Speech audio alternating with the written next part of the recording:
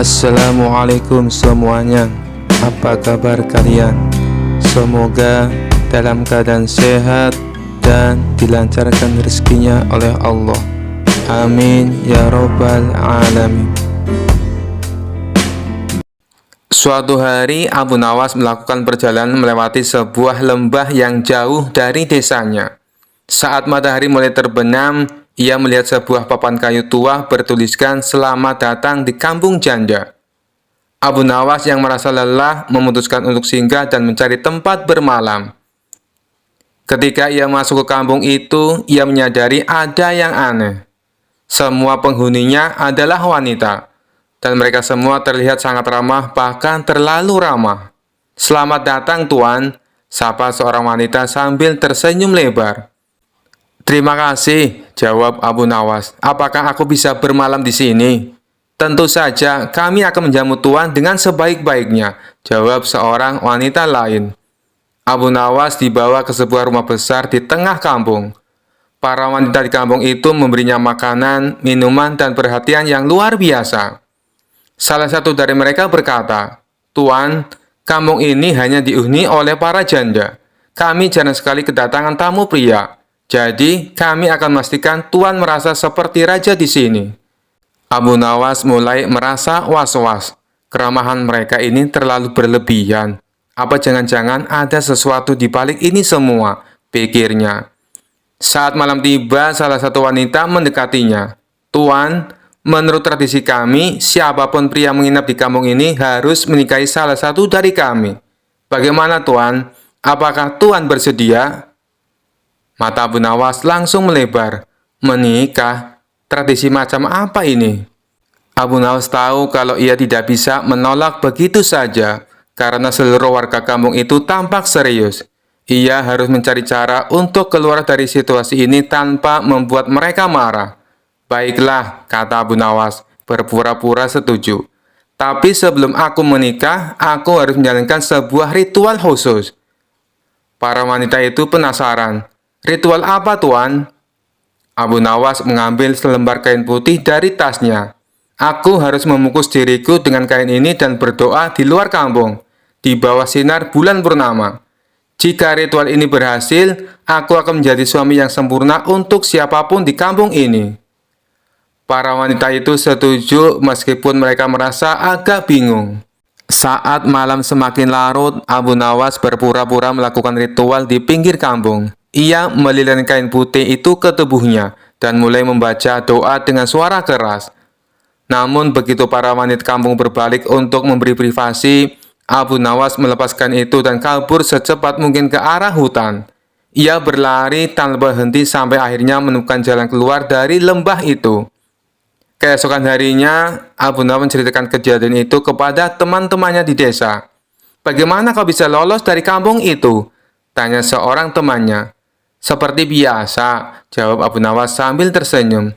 "Sedikit akal sehat dan banyak keberuntungan." Sejak itu, Abu Nawas berjanji tidak akan singgah di tempat asing tanpa mencari tahu lebih dulu tentang tradisi mereka. Kisah selanjutnya. Pada suatu hari, Abu Nawas sedang berjalan sendirian di tengah malam yang sunyi. Saat itu, ia merasa ada sesuatu yang aneh mengikuti langkahnya. Ketika menoleh ke belakang, ternyata ada sosok menyeramkan, yaitu setan yang mengintainya dari jauh. Namun, Abu Nawas yang terkenal cerdik tidak merasa takut. Ia malah merasa ini kesempatan yang baik untuk mengerjai setan itu. Setan yang merasa Abu Nawas adalah manusia yang terkenal licik dan pintar ingin menguji kecerdikannya. Dengan tawa seram, ia mendekati Abu Nawas dan berkata, "Abu Nawas, aku tahu kau pintar. Tapi kali ini kau tak akan bisa lolos dari jebakanku. Aku akan membuatmu menderita." Abu Nawas tanpa gentar sedikit pun menyambut tantangan itu dengan tenang. "Wahai setan, kenapa kau ingin membuatku menderita? Bukankah hidupku sudah cukup rumit tanpa gangguanmu? Tapi kalau kau ingin mencobanya, mari kita lihat siapa yang lebih licik di antara kita." Setan tertawa jahat. "Kau memang pintar bicara, Abu Nawas. Tapi aku punya rencana jahat yang pasti membuatmu takut dan lari ketakutan." Abu Nawas pura-pura tertarik dan mendekati setan itu. "Oh, begitu. Rencana macam apa yang kau maksud?" Setan berkata dengan nada mengancam, "Aku akan memberimu mimpi buruk setiap malam. Kau akan tidur dengan rasa takut dan bangun dan ketakutan yang tak berujung." Namun bukannya takut, Abu Nawas justru tertawa terbahak-bahak. "Wahai setan, kau sungguh tak tahu apa-apa tentangku. Kau bikin aku takut dengan mimpi buruk? Padahal kau tahu tidak, ada mimpi buruk yang lebih buruk daripada yang bisa kau buat." Setan terdiam bingung. "Maksudmu apa, Abu Nawas? Aku adalah setan. Tidak ada mimpi yang lebih buruk dari yang bisa kubuat." Abu Nawas mendekat dan berbisik dengan nada serius. "Aku tahu mimpi yang jauh lebih buruk dari semua mimpimu. Bayangkan jika setiap malam kau bermimpi tentang istri-istriku datang menagih hutang, meminta uang belanja, dan menyuruhmu mencuci piring sampai pagi. Itu adalah mimpi buruk yang tak tertahankan." Setan yang mendengar itu langsung gemetar. Ia membayangkan dirinya dicerca oleh istri-istri Abu Nawas yang galak, meminta ini itu dan ngomel sepanjang malam. Setan tak pernah membayangkan ada mimpi yang lebih mengerikan daripada yang bisa ia buat. "Wah, itu mengerikan," seru setan sambil mundur perlahan, mulai merasa kapok. Abu Nawas tidak berhenti sampai di situ. Ia berkata lagi dengan nada menggoda, "Dan kau tahu, jika kau berani menggangguku lagi, aku akan membuatmu bermimpi menjadi suamiku. Kau akan dituntut ini itu setiap hari. Tidak hanya mimpi buruk, tapi kehidupan nyata yang penuh penderitaan." Setan semakin ketakutan. "Tidak, tidak, cukup. Aku tidak ingin berurusan denganmu lagi, Abu Nawas. Kau terlalu licik dan menyeramkan bagi setan sepertiku." Setan itu pun lari terbirit-birit, meninggalkan Abu Nawas sendirian di malam hari. Abu Nawas hanya tersenyum puas, merasa berhasil menakuti setan sampai kapok. Dan sejak hari itu, setan tidak pernah berani mendekati Abu Nawas lagi. Setiap kali ada setan lain yang bertanya, setan yang pernah ditipu itu selalu berkata, "Jangan pernah coba-coba mengganggu Abu Nawas. Dia bisa membuatmu mengalami mimpi buruk yang tak pernah kau bayangkan sebelumnya." Kisah selanjutnya. Pada suatu hari, raja mendengar bahwa ada seorang ulama besar di negeri seberang yang melakukan tapa atau bertapa dengan cara merendam diri di sungai. Raja sangat terkesan dan penasaran, lalu memanggil Abu Nawas ke istana. "Abu Nawas," kata raja, "aku dengar ulama besar di negeri seberang melakukan tapa rendam di sungai selama berhari-hari untuk mendapatkan pencerahan. Aku ingin kau melakukan hal yang sama. Tunjukkan bahwa kau juga mampu bertapa seperti itu." Abu Nawas yang terkenal cerdik tentu saja merasa ini adalah perintah yang aneh dan berat. Namun ia tidak mungkin menolak perintah raja. Ia berpikir sejenak, lalu tersenyum dan berkata, "Baik, tuanku. Hamba akan melaksanakan perintah tuanku dengan penuh dedikasi. Hamba akan melakukan tapa rendam di kali besok pagi." Keesokan harinya, Abu Nawas pergi ke sungai, ditemani oleh para pengawal raja yang ingin memastikan bahwa ia benar-benar melakukan tapa rendam. Namun seperti biasa, Abu Nawas sudah menyiapkan rencananya yang cerdik. Sampai di sungai, Abu Nawas mulai bersiap-siap. Ia mengambil sepotong tikar dan membawa makanan ringan serta minuman hangat. Pengawal yang melihat itu kebingungan dan bertanya, "Apa yang kau lakukan, Abu Nawas? Bukankah kau harus berendam di sungai?" Abu Nawas dengan tenang menjawab, "Tenang saja, aku tahu apa yang kulakukan." Lalu dengan gerakan dramatis, Abu Nawas menggulung celana hingga lutut, berjalan ke tepi sungai, dan duduk di atas batu yang berada tepat di tepi sungai. Air sungai hanya menyentuh sedikit kakinya, dan ia duduk santai di sana sambil meminum teh hangat dan makan cemilan. Pengawal pun terkejut. "Abu Nawas, ini bukan tapa rendam. Kau harus masuk ke dalam air, bukan duduk santai di tepi sungai." Abu Nawas tersenyum tenang dan menjawab, "Kalian tidak mengerti esensi dari tapa rendam. Yang penting adalah hatiku yang tenggelam dalam kedalaman makna, bukan tubuhku. Jika hati sudah meresapi air sungai, seluruh jiwa dan tubuhku sudah berendam di dalamnya." Pengawal pun bingung mendengar penjelasan aneh itu. Tapi mereka tak bisa membantah logika licik Abu Nawas. Setelah beberapa jam duduk santai, Abu Nawas kemudian pulang ke istana dan melapor kepada raja. "Tuanku, hamba sudah melaksanakan tapa rendam seperti yang diperintahkan." Raja yang penasaran bertanya, "Bagaimana perasaanmu setelah bertapa, Abu Nawas? Apakah kau mendapatkan pencerahan?" Abu Nawas dengan wajah penuh kebijaksanaan menjawab, "Tuanku, hamba mendapatkan pencerahan yang luar biasa. Hamba sadar bahwa tak perlu seluruh tubuh hamba tenggelam di air untuk mencapai pencerahan. Cukup dengan merendam kaki dan minum teh. Hati hamba sudah bersatu dengan alam." Raja yang awalnya ingin marah karena merasa Abu Nawas bermain-main, akhirnya tertawa terbahak-bahak. "Abu Nawas, kau memang selalu punya cara untuk keluar dari situasi sulit dengan akal cerdikmu. Baiklah, aku terhibur dengan caramu bertapa."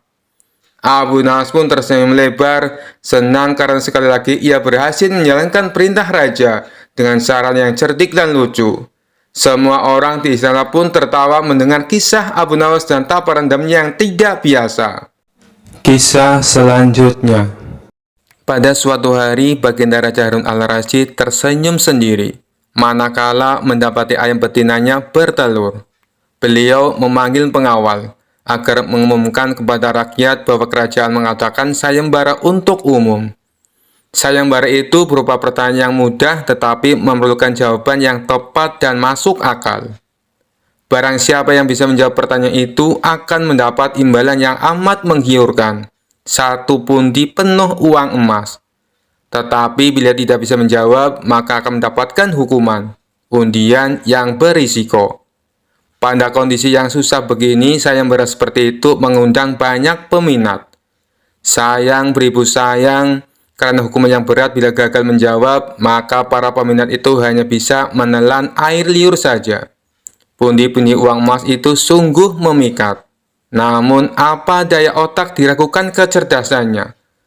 Mengingat beratnya hukuman yang akan dijatuhkan, maka hanya 4 orang yang nekat mengikuti sayembara itu. Abu Nawas yang mendengar sayembara raja langsung mendaftar. Dia menjadi salah satu dari 4 orang itu. Aturan main sayembara itu ada 2. Pertama, jawaban harus masuk akal. Kedua, peserta harus mampu menjawab sanggahan dari Baginda Raja sendiri. Pada hari yang telah ditetapkan, para peserta sudah siap di depan panggung. Penonton pun berjubel. Mereka ingin menyaksikan siapa yang beruntung akan mendapatkan pundi-pundi uang emas itu. Baginda Raja duduk di atas panggung. Beliau memanggil peserta pertama. Peserta pertama maju dengan tubuh gemetar. Baginda bertanya, "Manakah yang lebih dahulu, telur atau ayam?"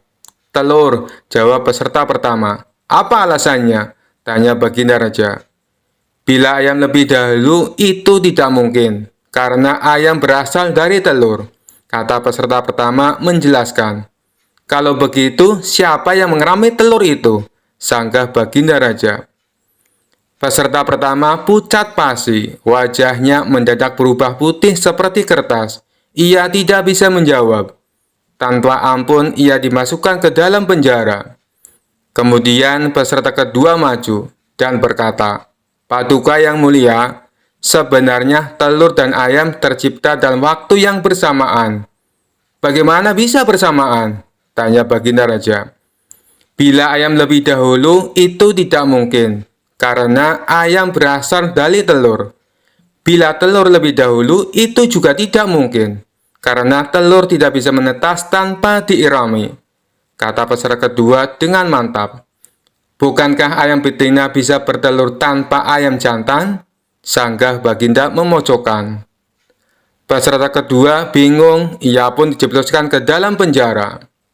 Lalu giliran peserta ketiga, ia berkata, "Tuanku yang mulia, sebenarnya ayam tercipta lebih dahulu daripada telur. Sebutkan alasanmu," kata Baginda Raja. "Menurut hamba, yang pertama tercipta adalah ayam betina," kata peserta ketiga meyakinkan. "Lalu, bagaimana ayam betina bisa beranak pinak seperti sekarang, sedangkan ayam jantan tidak ada?" tanya Baginda Raja memancing. Ayam betina bisa bertelur tanpa ayam jantan. Telur dierami sendiri, lalu menetas dan menurunkan anak ayam jantan. Kemudian menjadi ayam jantan dewasa dan mengawini induknya sendiri. Peserta ketiga berusaha menjelaskan, bagaimana bila ayam betina mati sebelum ayam jantan yang sudah dewasa sempat mengawininya?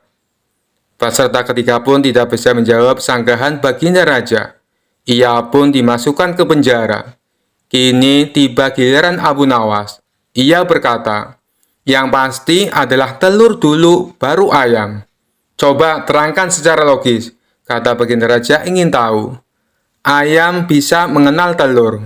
Sebaliknya, telur tidak mengenal ayam, kata Abu Nawas singkat. Agak lama baginda raja merenung. Kali ini baginda tidak menyanggah alasan Abu Nawas. Penonton pun bersorak. Abu Nawas berhak hadiah pundi-pundi uang emas itu. Kisah selanjutnya. Pada suatu hari, Abu Nawas sedang berjalan-jalan di pasar dan bertemu dengan Abu Jahil, orang yang terkenal suka menjahili orang lain. Abu Jahil mendekati Abu Nawas dengan senyum penuh tipu muslihat dan berkata, "Wahai Abu Nawas, aku dengar engkau adalah orang yang sangat cerdas. Bagaimana kalau kita bermain tebak-tebakan? Siapa yang kalah harus memberikan uang 10 dinar." Abu Nawas yang tahu Abu Jahil suka menjebak orang dengan tipu muslihatnya tersenyum dan berkata, "Baiklah Abu Jahil, aku terima tantanganmu. Silakan mulai." Abu Jahil tersenyum lebar dan mulai tebakannya.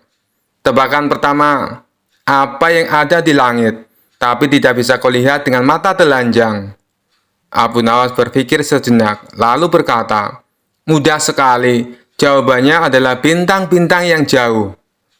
Abu Jahil terkejut karena Abu Nawas menjawab dengan cepat dan benar, tapi ia tak mau kalah. "Baiklah, sekarang giliranku lagi," katanya. Tebakan kedua, apa yang bisa terbang tapi tidak punya sayap? Abu Nawas merenung dan berpikir keras. Setelah beberapa saat, ia tersenyum dan menjawab, "Asap. Asap bisa terbang ke langit, tapi tak punya sayap." Abu Jahil mulai kesal karena Abu Nawas terus menjawab dengan benar. Maka ia memutuskan untuk memberikan tebakan-tebakan yang lebih sulit. "Sekarang tebakan ini. Apa yang bisa berjalan tanpa kaki, terbang tanpa sayap, dan menangis tanpa air mata?" Abu Nawas menggaruk-garuk kepalanya, pura-pura berpikir keras. Setelah beberapa saat, ia dengan sengaja berkata, "Aku menyerah. Apa jawabannya?" Abu Jahil tersenyum puas, kemudian berkata, "Jawabannya adalah awan. Awan berjalan di langit, terbang tanpa sayap, dan kadang-kadang meneteskan hujan seolah menangis tanpa air mata." Abu Nawas pura-pura terkejut dan berkata, "Hebat sekali. Baiklah Abu Jahil, sekarang giliranku. Kalau kau bisa menjawab, aku akan mengaku kalah." Abu Jahil yang merasa sangat percaya diri menjawab, "Silakan, aku siap." Abu Nawas tersenyum licik lalu bertanya, "Apa yang ada di saku bajuku sekarang ini?" Abu Jahil tertegun. Ia tahu ini pertanyaan jebakan, tapi ia tetap mencoba menebak. Mungkin uang 5 dinar." Abu Nawas menggeleng sambil tertawa. "Salah." Abu Jahil mencoba lagi. "Kalau begitu mungkin kunci rumahmu." Abu Nawas kembali menggeleng. "Salah lagi." Abu Jahil semakin kesal dan bertanya, "Baiklah, apa jawabannya?" Dengan senyum lebar, Abu Nawas mengeluarkan tangannya dari saku, memperlihatkan tangannya yang kosong, dan kemudian berkata, "Jawabannya adalah tidak ada apa-apa." Abu Jahil terkejut dan protes, "Itu tidak adil, itu bukan tebakan yang benar." Abu Nawas hanya tertawa terbahak-bahak. "Kau sendiri yang menerima tantangan. Tebakannya sederhana, dan kau salah menebak. Sekarang bayarlah 10 dinarmu." Semua orang yang mendengar kisah itu tertawa keras, sementara Abu Jahil hanya bisa menggerutu sambil menyerahkan 10 dinar kepada Abu Nawas. Sekali lagi, Abu Nawas berhasil mengalahkan lawannya dengan kecerdikannya yang tak terkalahkan. Kisah selanjutnya. Pada suatu hari di sebuah wilayah kerajaan, raja memutuskan akan mengadakan pemilihan bupati untuk sebuah daerah terpencil. Namun karena kandidat yang mendaftar tidak memuaskan, raja malah mendapat ide aneh. Aku ingin pemilihan ini berbeda. Abu Nawas, kau akan melawan tong kosong dalam pemilihan bupati kali ini, ujar raja sambil tertawa. Abu Nawas bingung sekaligus penasaran. Baginda, bagaimana mungkin saya melawan tong kosong? Bukankah tong itu tidak bisa berbicara? Itu tugasmu untuk membuktikan bahwa kau pantas menang melawan sesuatu yang bahkan tidak bisa berbicara, kata sang raja. Pada hari debat kandidat, warga berbondong-bondong datang ke alun-alun untuk menyaksikan hal yang tak biasa.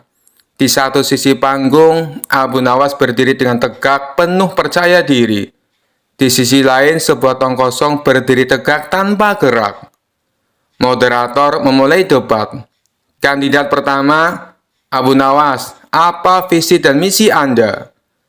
Abu Nawas tersenyum lebar.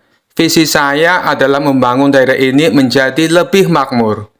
Misi saya adalah mengutamakan keadilan, pendidikan, dan kesejahteraan rakyat.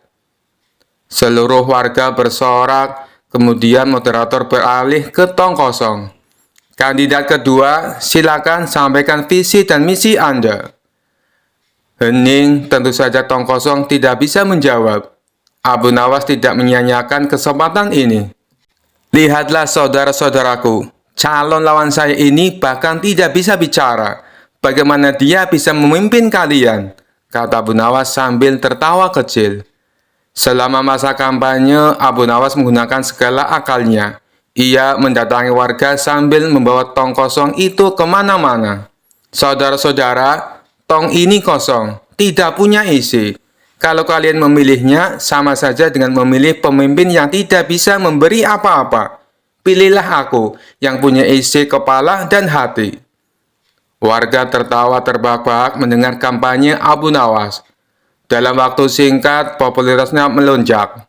Saat hari pemilihan tiba, suara warga bulat memilih Abu Nawas. Setelah hasil diumumkan, raja memanggil Abu Nawas ke istana.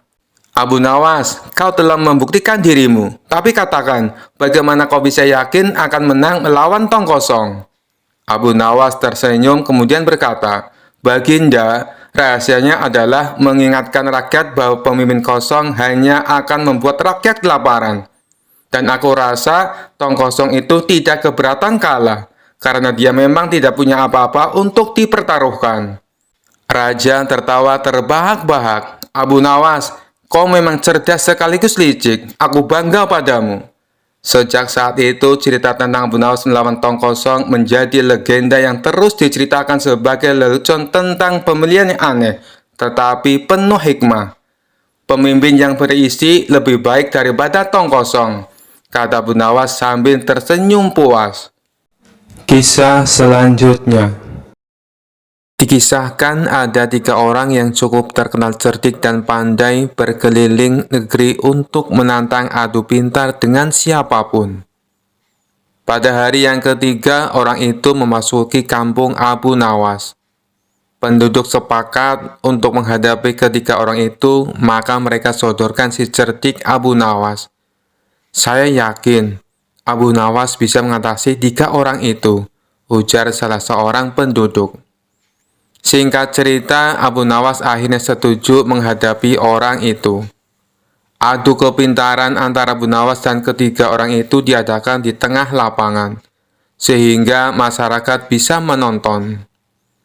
Setelah waktu yang ditentukan tiba, maka berkumpullah para penduduk setempat. Abu Nawas tampak santai, acara pun segera dimulai. Masing-masing kontestan memperkenalkan diri masing-masing. Sebagai penghormatan, juri mempersilahkan 3 orang itu untuk bertanya kepada Abu Nawas. Ketiga orang itu sangat senang mendapat kesempatan bertanya lebih dulu. Maka dengan congkaknya, orang pertama bertanya kepada Abu Nawas. Di mana sebenarnya pusat bumi ini, wahai Abu Nawas yang tolol? Abu Nawas tersenyum simpul, dibilang tolol. Secerdik ini menjawab, "Itu sih gampang." "Kalau begitu di mana?" desak orang itu. "Tepat di bawah telapak kaki saya, saudari yang budiman," ujar Abu Nawas dengan senyum mengembang sembari merapalkan kakinya dan sedikit membungkuk. Jawaban Abu Nawas itu membuat orang kedua tidak terima. Ia langsung berkata dengan keras, "Bagaimana saudara bisa membuktikan hal itu? Jika kalian tidak percaya atas jawabanku, ukur saja sendiri," jawab Abu Nawas enteng.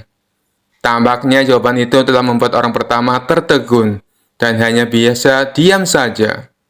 Untuk itulah tiba giliran orang kedua mengajukan pertanyaan kepada Abu Nawas. "Berapa banyak jumlah bintang di langit?" Pernyataan yang nyaris sama dan sudah pasti dijawab oleh Abu Nawas dengan mudah. "Bintang-bintang yang ada di langit itu jumlah sama dengan rambut yang tumbuh di keledaiku ini," ujar Abu Nawas sembari menuding keledainya yang sedang merumput. "Bagaimana saudara bisa membuktikan hal itu?" tanya orang kedua dengan suara tinggi. "Nah, kalau tidak percaya, hitung saja rambut yang ada di keledai ini. Nanti saudara akan tahu kebenarannya," jawab Abu Nawas. "Itu sih bodoh, akal-akalan saja. Bagaimana orang bisa menghitung bulu keledai?" sanggah orang pintar kedua itu.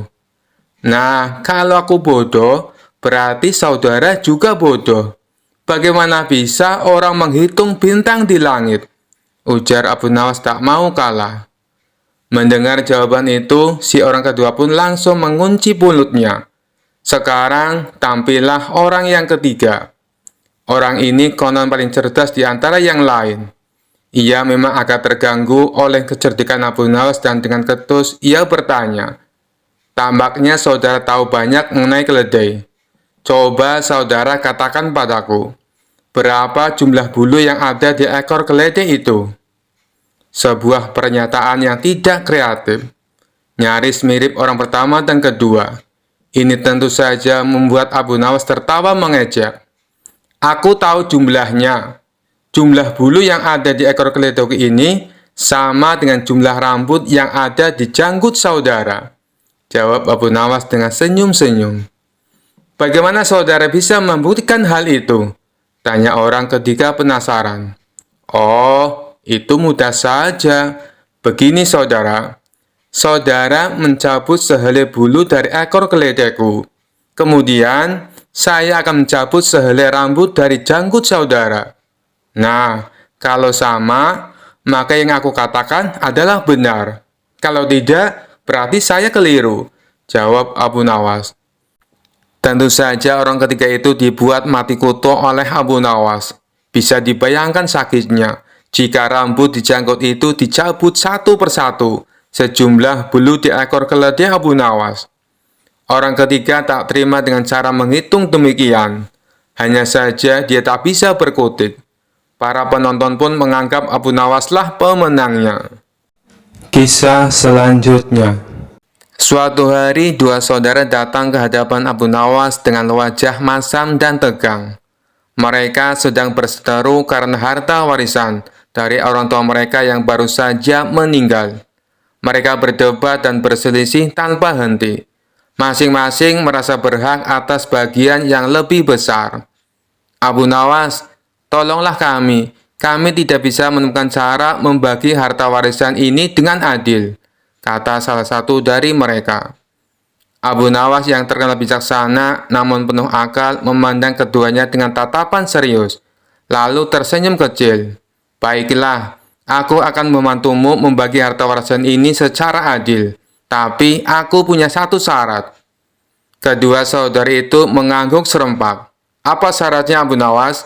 "Kami akan menurut," jawab mereka. "Syaratnya," kata Abu Nawas sambil menahan tawa dalam hati, "kalian harus menjalankan metode pembagian yang kuciptakan sendiri. Jika setuju, kalian tidak boleh mengeluh atau menolak."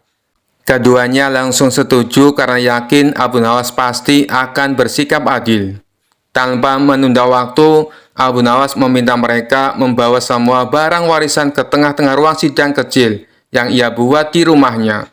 Di sana ada sebidang tanah, seekor kambing, dan sepeti penuh koin emas. Abu Nawas menatap harta tersebut dengan pandangan yang penuh perhatian, lalu berkata, "Baik, mari kita mulai. Akan kubagi semuanya secara tepat dan adil." Kemudian ia menunjuk salah satu saudara dan berkata, "Kau yang tertua, akan kuberikan bagian tanah ini. Kau bisa menggarap tanah tersebut untuk kebutuhanmu." Lalu ia menunjuk saudara yang lain, "Kau yang lebih muda, kau mendapatkan kambing ini. Kau bisa memelihara dan merawatnya, lalu mengambil keuntungan dari susu dan hasilnya." Namun kedua saudara itu tidak puas. Si sulung memprotes, "Abu Nawas, tanah ini kering. Bagaimana aku bisa mendapatkan keuntungan dari ini? Adikku dapat kambing yang bisa menghasilkan setiap hari." Dan si bungsu tak kalah kesalnya, "Bagaimana bisa aku hanya mendapatkan seekor kambing? Tanah itu lebih berharga dari kambing ini." Abu Nawas tersenyum mendengar keluhan mereka. "Oh, jadi kalian tidak puas dengan bagian masing-masing?" Mereka mengangguk. Lalu Abu Nawas mengeluarkan ide cerdasnya.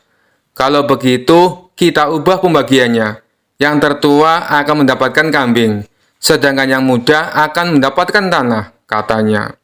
Tapi seperti yang Abu Nawas duga, mereka kembali tidak puas dan mulai berdebat lagi. Si sulung merasa kambing tak cukup bernilai, dan si bungsu merasa tanahnya terlalu kering. Mereka mulai saling menyalahkan dan hampir bertengkar. Abu Nawas lalu berkata dengan suara lantang, "Sudah cukup. Karena kalian tidak bisa menerima pembagian apapun dengan ikhlas, aku akan memberikan solusi terakhir.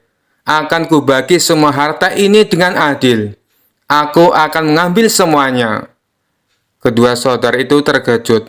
"Apa maksudmu, Abu Nawas?" tanya mereka bingung. "Begini," kata Abu Nawas, "daripada kalian terus berkelahi dan tak bisa menerima bagian masing-masing, lebih baik aku saja yang menyimpan harta ini. Setidaknya aku tidak perlu mendengar keributan dan pertengkaran kalian." Mendengar itu, keduanya terdiam. Mereka sadar bahwa sikap serakah mereka hanya memperkeruh keadaan. Tanpa harta tersebut, mereka justru tidak mendapatkan apa-apa. Keduanya saling pandang, lalu berkata, "Baiklah Abu Nawas, kami telah salah. Kami akan menerima pembagianmu tanpa protes lagi." Abu Nawas tersenyum, "Nah, itu baru sikap yang benar. Kalau begitu, aku akan membagi sesuai yang pertama. Si sulung dapat tanah, dan si bungsu dapat kambing. Dan seperti emas ini, kalian berdua akan membaginya setengah-setengah." Keduanya tersenyum dan mengangguk lega. Mereka pun mengucapkan terima kasih kepada Abu Nawas atas pelajaran berharga yang ia berikan. Dan sejak hari itu, kedua saudara itu hidup damai dan tak pernah lagi berselisih soal harta. Kisah selanjutnya. Suatu hari, raja sedang termenung dalam-dalam di singgasana istana, memikirkan pertanyaan yang benar-benar membuatnya penasaran. Setelah merenung lama, ia akhirnya memutuskan untuk memanggil Abu Nawas.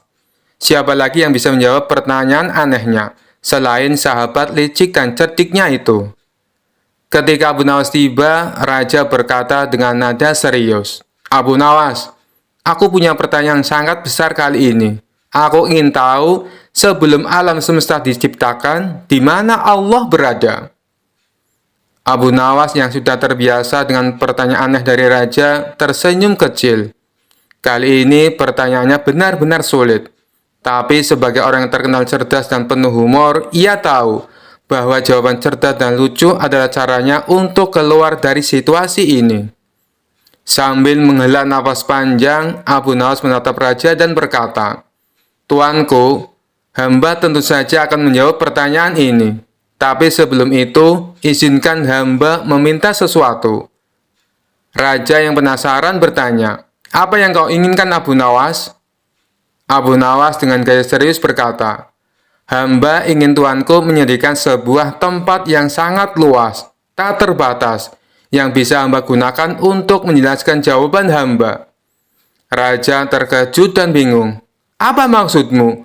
Tempat luas yang tak terbatas? Bagaimana mungkin aku menyediakan tempat seperti itu? Seluruh istanaku saja punya batasan." Abu Nawas tersenyum lebar. tahu bahwa raja sedang terjebak dalam pikirannya sendiri. Nah, tuanku, kata Abu Nawas, jika tuanku saja tak bisa menyediakan tempat yang tak terbatas di dunia ini, bagaimana mungkin hamba bisa menjelaskan di mana Allah berada sebelum alam semesta diciptakan? Karena saat itu tidak ada ruang, tidak ada waktu, tidak ada apapun. Raja terdiam merenungkan jawaban itu. Ia mulai menyadari kejeniusan di balik kata-kata Abu Nawas. Tapi ia masih penasaran, jadi ia bertanya lagi. Jadi maksudmu Allah berada di tempat yang tak bisa dijelaskan? Abu Nawas dengan gaya santai berkata, benar sekali tuanku. Sebelum ada ruang dan waktu, sebelum ada langit dan bumi, Allah tidak memerlukan tempat seperti kita. Allah ada di luar semua itu. Karena dialah yang menciptakan segalanya. Jadi pertanyaan di mana tidak berlaku untuk Allah. Karena waktu dan tempat itu ciptaannya. Raja terdiam lagi, lalu mengangguk pelan. Itu masuk akal Abu Nawas, tapi aku masih belum puas. Kalau begitu, apa yang dilakukan Allah sebelum menciptakan alam semesta? Abu Nawas dengan mata yang berkilau, karena tahu ini adalah kesempatan sempurna untuk membuat raja tertawa, menjawab, Tuanku, sebelum alam semesta diciptakan, Allah sedang mempersiapkan ujian-ujian sulit untuk orang-orang seperti kita. Raja terkejut lalu tertawa keras mendengar jawaban itu. Abu Nawas, kau memang selalu tahu cara membuatku tertawa. Jadi menurutmu Allah menciptakan pertanyaan-pertanyaan rumit ini untuk kita pikirkan? Abu Nawas tertawa kecil dan menjawab, benar tuanku, Allah tahu kita suka berpikir keras tentang hal-hal yang tak bisa kita pahami sepenuhnya. Dan karena itulah dia menciptakan rasa penasaran di hati kita. Dan disitulah letak kebesarannya, karena kita tidak akan pernah bisa memahami semuanya. Raja tak bisa menahan tawanya lebih lama. Ia tertawa terbahak-bahak mendengar jawaban cerdik dan kocak Abu Nawas. Abu Nawas, sekali lagi kau berhasil menjawab pertanyaanku dengan cara yang sangat lucu tapi penuh makna. Kau memang orang tak pernah gagal membuatku kagum. Abu Nawas membungkuk hormat sambil tersenyum. Seperti biasa, ia berhasil keluar dari peran sulit dengan cerdik, lucu, dan penuh kebijaksanaan, membuat raja terhibur dan berpikir lebih dalam. Kisah selanjutnya. Dikisahkan suatu hari, Abu Nawas dan sahabatnya Abu Jahil mendapat undangan pesta pernikahan dari seorang saudagar kaya di kota. Sebelum berangkat, mereka berdebat soal angpau yang akan dibawa. Abu Jahil, kau bawa angpau berapa? Tanya Abu Nawas. Abu Jahil menggaruk kepala. Aduh Abu Nawas, aku sedang bokeh, uangku tinggal sedikit. Buat makan minggu ini saja sudah pas-pasan. Abu Nawas mengangguk. Aku juga sama Abu Jahil. Lalu, apa kita tidak usah bawa angpau saja? Mereka berpikir keras. Hingga akhirnya Abu Nawas mendapat ide licik. Begini saja Abu Jahil, kita bawa amplop kosong, tapi berpura-pura angpau kita besar. Yang penting kita kelihatan ikut menyumbang. Abu Jahil setuju, mereka pun berangkat dengan amplop kosong yang diselipkan di saku. Sesampainya di pesta, mereka langsung menuju meja penerima tamu. Dengan gaya percaya diri, Abu Nawas memberikan amplopnya dan berkata dengan suara lantang, ini angpau spesial untuk kebahagiaan kedua mempelai. Abu Jahil mengikuti dengan gaya serupa. Dan ini dari saya, hadiah besar untuk malam yang indah ini. Para penerima tamu mengangguk sambil tersenyum, tidak curiga sedikit pun. Abu Nawas dan Abu Jahil pun merasa aman dan puas. Mereka langsung menuju prasmanan dan menikmati makanan lezat tanpa rasa bersalah. Namun saat sedang asik makan, tiba-tiba pembawa acara mengumumkan, hadirin sekalian, untuk menghargai tamu spesial kita, saudagar akan membuka 3 amplop pertama yang diterima, untuk ditunjukkan sebagai tanda terima kasih. Wajah Abu Nawas dan Abu Jahil langsung pucat pasi. Pembawa acara melanjutkan, baik, mari kita buka amplop pertama. Dan ternyata dari Abu Nawas. Seluruh tamu bertepuk tangan, sementara Abu Nawas hanya bisa tersenyum kaku, berharap amplopnya tidak ketahuan kosong. Pembawa acara membuka amplop itu, lalu terdiam sejenak. Oh, tampaknya amplop ini kosong. Semua tamu mulai berbisik-bisik, sementara Abu Jahal sudah keringat dingin. Sebelum tamu-tamu menyadari, Abu Nawas segera melangkah maju dengan percaya diri. Maafkan saya, amplop kosong itu ada sebuah pesan bermakna. Itu adalah simbol doa tulus kami yang tak bisa diukur dengan uang. Para tamu malah tertawa kagum, menganggap Abu Nawas sangat bijak dan kreatif. Mendengar penjelasan Abu Nawas, pembawa acara tersenyum dan mengangguk. Baik, terima kasih Abu Nawas atas simbolnya yang unik, ujar pembawa acara. Namun saat giliran amplop Abu Jahal dibuka dan kosong juga, semua tamu tertawa lagi.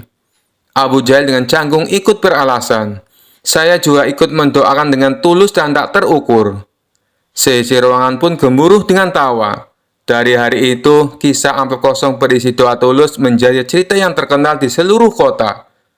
Dan Abu Nawas serta Abu Jahal berhasil lolos tanpa bayar sepeser pun. Kisah selanjutnya. Kala itu, kota Baghdad mendadak gempar oleh kehadiran orang asing.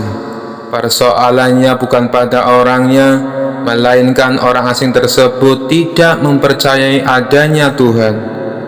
Bukan hanya itu, ia juga menantang orang-orang muslim berdebat mengenai adanya Tuhan. Kabar ini pun sampai ke telinga Baginda Raja. Karena dianggap bikin resah masyarakat, orang asing ini lalu dipanggil ke istana. Apa tujuanmu membuat onar di negeri kami? Tanya Baginda Raja. Orang asing ini menjawab, untuk apa mengaku bertuhan kalau tidak bisa menjawab pertanyaanku? Kemudian Baginda Raja bertanya kembali, apakah kamu tidak percaya adanya Tuhan? Dengan tegas orang itu menjawab, tentu saja saya tidak percaya adanya Tuhan, dan saya juga tidak percaya adanya akhirat. Mendengar itu Baginda Raja sempat terkejut. Tapi saya dan rakyatku percaya adanya Tuhan. Berarti keyakinan kita berbeda. Jadi jangan ganggu rakyatku, tegas Baginda Raja. Kalau Paduka Raja percaya adanya Tuhan, bisakah Paduka menjawab 3 pertanyaanku? Tanya orang asing tersebut. Silahkan, balas Baginda Raja. Pertanyaan pertama. Orang Islam meyakini bahwa dunia dan seisinya adalah ciptaan Allah. Lalu, siapakah yang menciptakan Allah? Bukankah sesuatu yang ada pasti ada penciptanya? Pertanyaan yang kedua, katanya di dalam surga manusia tidak akan berak ataupun kencing, sedangkan mereka makan dan minum setiap hari. Bagaimana mungkin ini bisa terjadi? Padahal segala sesuatu yang akan dimasukkan pasti akan keluar, entah itu dengan bentuk yang lain. Dan pertanyaan yang ketiga, orang Islam meyakini kalau setan terbuat dari api, tapi katanya setan akan disiksa dengan api neraka. Mana mungkin api bisa menyakiti api? Mendengar pertanyaan orang asing itu, Baginda Raja hanya terdiam. Bisa saja ia menjawab berdasarkan hadis dan Al-Quran, tapi karena yang dihadapi adalah orang yang tidak percaya Tuhan, maka dijawabnya harus dengan logika. Kemudian salah satu menterinya membisikkan kepada Baginda Raja, Paduka, kalau soal beginian serahkan saja pada Abu Nawas. Dia pasti bisa mematahkan argumen orang asing itu. Baginda Raja menyetujui usulan menterinya. Maka dipanggillah Abu Nawas ke istana. Singkat cerita, Abu Nawas pun datang menghadap Baginda Raja. Ia lalu dipersilakan duduk di sampingnya. Ada apa Paduka? Kenapa tiba-tiba memanggil hamba? Tanya Abu Nawas. Begini Abu Nawas, orang asing ini tidak percaya adanya Tuhan, dan dia mengajukan 3 pertanyaan, tapi jawabannya harus masuk akal, ujar Baginda Raja. Sekilas Abu Nawas menatap orang asing tersebut. Oh, ini orangnya yang bikin gempar kota Baghdad. pikir Abu Nawas. Abu Nawas lalu menghampiri orang asing itu dan duduk tepat di hadapannya. "Silakan, apa yang ingin kau tanyakan?" ucap Abu Nawas dengan penuh percaya diri. Orang asing tersebut memulai pertanyaannya. "Anda sebagai orang muslim tentu percaya bahwa segala sesuatu, baik yang terlihat maupun yang tidak terlihat, pasti ada yang menciptakan." "Iya, tentu saja, saya percaya," jawab Abu Nawas. "Sekarang saya mau bertanya, siapakah yang menciptakan alam semesta dan seisinya?" tanya orang asing itu. "Yang menciptakan alam semesta dan seisinya adalah Allah, Tuhan saya," jawab Abu Nawas. "Oh, baiklah. Lalu siapakah yang menciptakan Allah? Bukankah tadi Anda mengakui bahwa segala sesuatu, baik yang terlihat maupun tidak terlihat, pasti ada yang menciptakan?" tanya orang asing itu kembali. Sejenak Abu Nawas terdiam. Ia pun lalu berkata, "Anda pasti tahu kalau kami selaku orang Islam mengakui hanya ada satu Tuhan. Kita istilahkan saja Tuhan dengan angka 1. Sekarang gantian aku yang bertanya.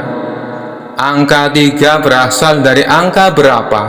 tanya Abu Nawas. "Angka 3 berasal dari angka 2 ditambah 1, jawab orang asing tersebut. "Tepat sekali. Kalau angka 2 berasal dari angka berapa?" tanya Abu Nawas kembali.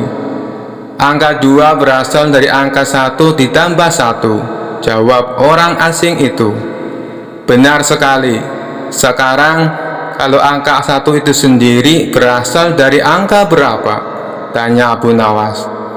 Orang itu kaget dengan pertanyaan tersebut. Ia hanya terdiam tak bisa menjawabnya. Kemudian Abu Nawas berkata kembali, "Pada intinya semua angka pasti ada awalnya. Entah itu angka 5, angka 4, ataupun angka 10. Dan angka-angka tersebut diibaratkan alam semesta ciptaan Allah. Apabila kamu bertanya siapa yang menciptakan Allah, sama halnya saya bertanya dari mana angka 1 itu ada. Kamu pasti tidak akan bisa menjawabnya," jelas Abu Nawas. Orang itu pun langsung terdiam merenungi kata-kata Abu Nawas. "Untuk jawabanmu atas pertanyaanku yang pertama masuk akal juga. Sekarang pertanyaan yang kedua.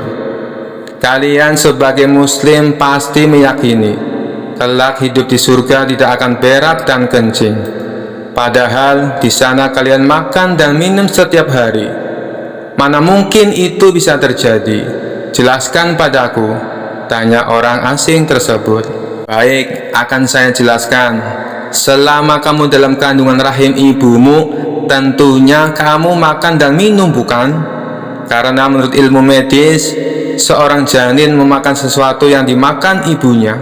Lalu ketika kamu dalam kandungan ibumu selama 9 bulan, apakah kamu pernah berak ataupun kencing?" Untuk kedua kalinya pertanyaan orang asing itu bisa dijawab dengan mudah oleh Abu Nawas. "Baik, jawabanmu masuk akal. Sekarang pertanyaan terakhir. Kalian sebagai muslim pasti meyakini kalau setan terbuat dari api dan neraka juga terbuat dari api. Tapi yang membuat saya heran, katanya setan akan disiksa dengan api neraka. Mana mungkin api bisa menyakiti api? Itu hal konyol yang pernah saya dengar," ujar orang asing tersebut. "Bisakah kamu menjelaskannya?" tanyanya kemudian. "Sebelum aku menjawab pertanyaan yang terakhir, aku ingin kita saling berjanji. Apapun jawabannya, kamu tidak boleh marah," pinta Abu Nawas. "Tentu saja saya tidak akan marah. Apalagi kalau jawabannya masuk akal," balas orang asing tersebut. Tiba-tiba Abu Nawas menampar pipi orang asing itu dengan sangat keras. Baginda Raja dan orang-orang yang hadir terkejut dibuatnya. "Hei, apa-apaan ini? Kalau tidak bisa menjawab, jangan emosi. Apalagi sampai main pukul kayak gini, protes orang asing itu. Siapa yang emosi? Itu tadi adalah jawaban saya. Apakah tadi kamu merasakan sakit? Tanya Abu Nawas. Tentu saja saya sakit, jawab orang itu sambil memegang pipinya. Coba kamu perhatikan tangan saya. Bukankah tangan saya terbuat dari tulang dan daging? Begitu juga dengan pipi kamu. Tapi ketika tangan saya ditamparkan ke pipi kamu, kamu langsung kesakitan. Itulah gambaran sederhana. Kalau api neraka bisa menyakiti setan, setan pasti akan merasa kesakitan, meskipun ia sama-sama terbuat dari api, kata Abu Nawas menjelaskan. Orang tersebut lalu terdiam. Ia tak bisa membantah argumen Abu Nawas. Sementara Baginda Raja dan orang-orang istana kagum atas kecerdikan Abu Nawas. Kisah selanjutnya. Suatu hari Baginda Raja dilanda masalah yang membuatnya tidak bisa tidur. Sedangkan masalah yang dihadapinya hanya Baginda Raja sendiri yang tahu. Meskipun Baginda Raja banyak masalah, namun ia sengaja merahasiakannya dari orang-orang sekitar, baik kepada penasihat istana maupun Abu Nawas selaku sahabatnya tempat berkeluh kesah. Padahal sejatinya Baginda Raja ingin rasanya melupakan masalah yang menimpanya. Kalaupun bisa lari menghindar, tentulah ia akan melakukannya. Tapi kenyataannya, permasalahan yang dihadapi terasa seperti mengikutinya kemanapun Baginda Raja pergi. Sejak saat itu, Baginda Raja sering terlihat melamun seorang diri. Kemudian penasihat istana mendekati Baginda Raja. Maaf Paduka yang mulia, hamba perhatikan belakangan ini Paduka terlihat murung. Hamba khawatir Paduka nanti jatuh sakit. Adakah sesuatu yang Paduka pikirkan? Tanya penasehat istana. Tidak ada apa-apa, aku baik-baik saja. Kau urusi saja pekerjaanmu, jawab Baginda Raja dengan memalingkan wajahnya. Penasihat istana pun hanya terdiam. Ia merasakan gelagat bahwa Baginda Raja sedang dilanda masalah besar. Dikarenakan Baginda Raja tidak mau berterus terang, penasihat istana tidak berani membujuknya untuk menceritakan masalah yang dihadapinya. Makin hari sikap Baginda Raja makin tertutup, bahkan kini enggan menerima tamu. Hal ini membuat para pejabat istana menjadi sangat khawatir. Apa yang harus kita lakukan? Makin hari Baginda Raja terlihat mengkhawatirkan. Ini sangat buruk untuk kondisinya. Jangan sampai Baginda Raja jatuh sakit, kata salah seorang menteri. Aku juga cemas melihat sikap Baginda Raja belakangan ini. Aku sudah mencoba membujuknya supaya mau menceritakan masalah yang dialami.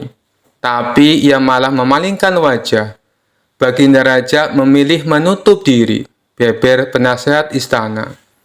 Saya punya saran. Bagaimana kalau masalah ini kita sampaikan kepada Abu Nawas? Biasanya dia tahu solusinya, ujar salah satu dari menteri. Iya, saya setuju dengan saran tersebut, balas lainnya. Maka beberapa menteri istana segera mendatangi rumah Abu Nawas. Melihat yang datang adalah para menteri, Abu Nawas sempat terkejut. Biasanya yang diutus Baginda Raja adalah prajurit istana. Kenapa kalian yang datang? Tanya Abu Nawas. Kami ke sini bukan diutus Baginda Raja, tapi atas kemauan sendiri, jawab para menteri. Kemudian para menteri ini memberitahu Abu Nawas tentang keadaan yang menimpa Baginda Raja. Kami semua sudah berusaha memberi perhatian, tapi Baginda Raja selalu menutup diri, kata salah satu menteri. Baiklah, aku akan mencoba menghiburnya. Mari kita ke istana sekarang, ajak Abu Nawas. Singkat cerita, Abu Nawas menghadap Baginda Raja. Ia lalu bercerita kisah-kisah jenaka di hadapan Baginda Raja, berharap bisa terhibur dan tertawa. Tapi ternyata tidak ada reaksi apapun. Baginda Raja hanya terdiam, malah meninggalkan Abu Nawas lalu masuk ke kamarnya. Selepas baginda raja pergi, para menteri segera menghampiri Abu Nawas. "Bagaimana ini Abu Nawas? Kamu lihat sendiri kan?" ucap mereka. "Sepertinya baginda raja sedang mengalami masalah berat. Biarkan aku pulang dulu. Aku akan memikirkan cara untuk mengatasi masalah ini," ucap Abu Nawas. Setibanya di rumah, Abu Nawas terus memikirkan cara terbaik memecahkan masalah ini. Setelah berpikir cukup lama, akhirnya Abu Nawas menemukan ide yang cemerlang. Esok harinya Abu Nawas pergi ke pasar. Di hadapan orang-orang, Abu Nawas berteriak, "Apakah di antara kalian ada yang bisa memasukkan unta ke lubang jarum?" Mendengar pertanyaan Abu Nawas, semua orang yang ada di sana heran. Salah satu dari mereka lalu menjawab, "Mana mungkin bisa, itu perkara yang mustahil." Dengan lantang Abu Nawas membalas, "Tidak ada perkara yang mustahil. Jangankan aku, anak kecil pun bisa." "Kalau kau mau bisa, coba tunjukkan kepada kami," pinta mereka. "Maaf kawan-kawan, sayangnya aku hanya bisa membuktikannya bila di hadapan baginda raja," jawab Abu Nawas. Begitulah seterusnya, setiap ada keramaian orang ataupun perkumpulan, Abu Nawas selalu mengatakan hal yang sama. Akhirnya kabar tentang Abu Nawas bisa memasukkan unta ke lubang jarum sampai juga hingga ke telinga baginda raja. Awalnya baginda raja tidak terlalu memperdulikannya, tapi lama-kelamaan timbul juga rasa penasaran pada dirinya. Maka diperintahkanlah beberapa pengawal istana memanggil Abu Nawas. "Tuan Abu Nawas, Anda diperintah Paduka untuk datang ke istana," ucap seorang prajurit. "Benarkah?" tanya Abu Nawas memastikan. "Benar Tuan Abu Nawas," jawab dia. "Rencanaku akhirnya berhasil," pikir Abu Nawas. "Oh iya, bagaimana kondisi baginda raja sekarang?" tanya Abu Nawas lagi. "Baginda masih sering mengurung diri dan sering tampak termenung," jawab salah satu prajurit. "Baiklah, aku akan ke sana sekarang," balas Abu Nawas. Tidak lama kemudian, Abu Nawas sampai di istana menghadap baginda raja. "Wahai Abu Nawas, aku dengar kau bisa memasukkan seekor unta ke lubang jarum. Kau bersedia membuktikannya bila di hadapanku. Benarkah itu?" tanya baginda raja. "Benar Paduka yang mulia," jawab Abu Nawas. "Bagaimana mungkin? Aku rasa itu perkara yang mustahil," balas baginda raja. "Di dunia ini tidak ada yang mustahil Paduka," ujar Abu Nawas. "Baiklah, sekarang coba kau buktikan," perintah baginda raja. "Caranya mudah Paduka. Kita tinggal membuat jarum yang lubangnya lebih besar daripada seekor unta. Dengan begitu, kita bisa memasukkannya dengan mudah. Bahkan anak kecil pun bisa," jawab Abu Nawas menjelaskan. "Kalau caranya seperti itu, semua orang pun bisa melakukannya. Berarti kau telah menipu semua orang, termasuk aku," ucap baginda raja. "Hamba tidak pernah menipu siapapun, dan hamba juga tidak pernah menipu Paduka. Hamba tidak pernah mengatakan bahwa jarum hamba yang maksud adalah jarum kecil," balas Abu Nawas. "Iya, itu benar. Tapi apa maksud dari pernyataanmu ini?" tanya baginda raja. "Hamba hanya ingin mengatakan bahwa ada hikmah dari pernyataan ini," jawab Abu Nawas. "Hikmah? Hikmah dari mana?" tanya baginda raja heran. "Bukankah tadinya baginda raja tidak percaya kalau hamba bisa memasukkan unta ke lubang jarum? Tapi setelah hamba jelaskan, baginda raja baru mempercayainya. Begitu juga dengan permasalahan yang sedang kita hadapi. Sebesar apapun masalah, sebesar apapun bebannya, tapi kalau hati kita lebih besar, hati kita lebih luas saat menghadapinya, maka semua masalah akan terasa lebih ringan. Itulah gambaran seekor unta bila dimasukkan ke lubang jarum. Sepintas saat kita menghadapinya, pasti itu mustahil dilakukan. Tapi bila hati kita luas dan besar, maka pikiran kita juga akan mengikuti. Dan pada akhirnya, masalah yang kita anggap mustahil bisa diatasi menjadi mudah dan ringan untuk dijalani. Bagaimana kita akan bisa tenang bila kita menghadapi masalah dengan hati yang sempit? Tutur Abu Nawas. Seketika Baginda Raja terdiam. Ia terus merenungi ucapan Abu Nawas. Suasana pun mendadak menjadi hening. Tidak berapa lama Baginda Raja pun berkata, "Terima kasih Abu Nawas, kau telah menyadarkanku. Selama ini aku memang sedang dilanda masalah, dan hatiku sempit menghadapinya, sehingga pikiranku juga ikut menjadi buntu," ujar Baginda Raja. Sejak kejadian itu, kini Baginda Raja mulai terlihat ceria. Ia tidak lagi terlihat murung seperti hari-hari sebelumnya. Permasalahan bukanlah hal untuk dilamunkan, melainkan dihadapi dengan hati yang besar. Maka akan tercipta solusi dari sebuah pemikiran yang jernih. Sekian dulu perjumpaan kita kali ini. Sampai bertemu lagi di kisah-kisah selanjutnya. Terima kasih yang sudah subscribe dan setia menonton channel ini. Wassalamualaikum warahmatullahi wabarakatuh.